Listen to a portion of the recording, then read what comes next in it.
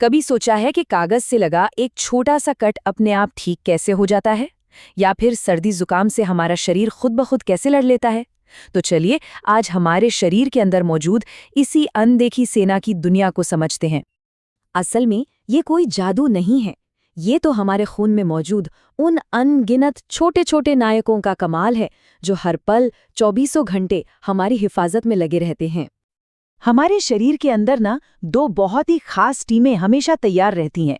एक है हमारी इम्यून आर्मी यानी प्रतिरक्षा सेना जो बाहरी दुश्मनों से लड़ती है, और दूसरी है एक इमरजेंसी रिपेयर टीम जो किसी भी तरह के नुकसान को फौरन ठीक करती है। तो चलिए सबसे पहले मिलते हैं हमारी रक्षा की पहली दीवार से। ये हैं हमारी श्वेत रक्त कोशिकाएं, जिन्हें व्हाइट ब्लड सेल्स या WBCs भी कहते हैं। वैज्ञानिक भाषा में इनका नाम है ल्यूकोसाइट्स।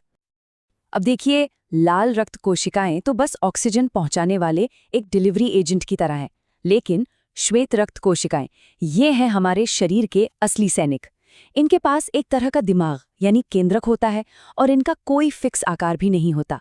इसी वजह से ये कहीं भी घुसकर दुश्मनों का सफाया कर सकती हैं। इनके काम की वजह से इन्हें कई नाम दिए गए हैं। कोई इन्हें सैनिक कहता है, कोई बॉडीगार्ड, तो कोई फाइटर। लेकिन सबसे मजेदार नाम है फैगोसाइट्स, जिसका मतलब होता है खाने वाली कोशिकाएं। जी हाँ, ये सचमुच बैक्टीरिया और वायरस जैसे दुश्मनों को घेरकर निगल जाती हैं। और इनके चलने का तरीका तो और भी कमाल का है। ये अपना आकार कैसे भी बदल सकती हैं, ठीक एक अमीबा की तरह। और इसी खूबी के कारण ये शरीर के किसी भी टिश्यू में, किसी भी कोने में घुसकर छिपे हुए रोगाणुओं का शिकार कर लेती हैं। तो सवाल ये है कि ये सैनिक आते कहाँ से हैं? हमारे बोन मैरो यानी अस्थि मज्जा में एक फैक्ट्री है जो लगातार इन सैनिकों को बनाती रहती है, ताकि हमारी सेना में कभी भी लड़ाकों की कमी न हो। लेकिन रुकिए, ये कोई मामूली सेना नहीं है। इसमें 5 अलग अलग तरह की स्पेशल फोर्स यूनिट्स हैं और हर यूनिट का अपना एक खास मिशन है। हमारी सेना में सबसे ज्यादा संख्या में है न्यूट्रोफिल, जो कि हमारे पैदल सैनिकों की तरह हैं। वहीं मोनोसाइट्स आकार में सबसे बड़े होते हैं, जो बड़े बड़े दुश्मनों से निपटते हैं। हर एक की अपनी अपनी खासियत है।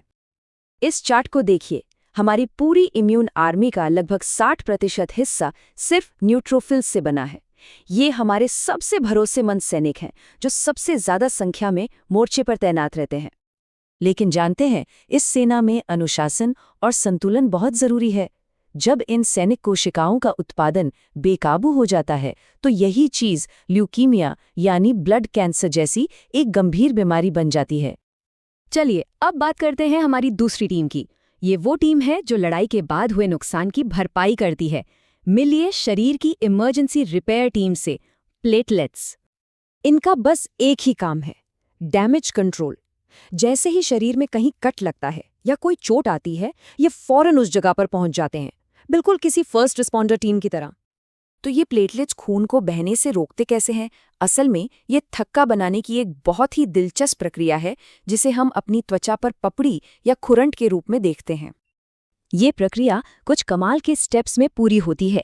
सबसे पहले चोट लगते ही प्लेटलेट्स उस जगह पर चिपक कर एक अस्थायी प्लग बना देते हैं। फिर फाइब्रिन नाम का एक प्रोटीन एक मजबूत जाल बुनता है जो बाकी कोशिकाओं को फंसाकर एक पक्का ठोस थक्का बना देता है और घाव को सील कर देता है। मतलब ये कोई अकेले का काम नहीं है। एक मजबूत थक्का बनाने के लिए इन कोशिकाओं, प्रोटीन्स, मिनरल्स और विटामिन्स की पूरी टीम एक साथ मिलकर काम करती है। ये एक परफेक्ट टीम वर्क है।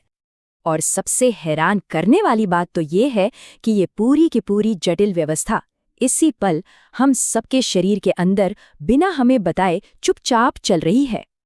ये सोचने पर मजबूर करता है ना कि हमारे शरीर के अंदर और कौन कौन से अद्भुत सिस्टम हैं जो बिना रुके खामोशी से हमें जिंदा रखे हुए हैं।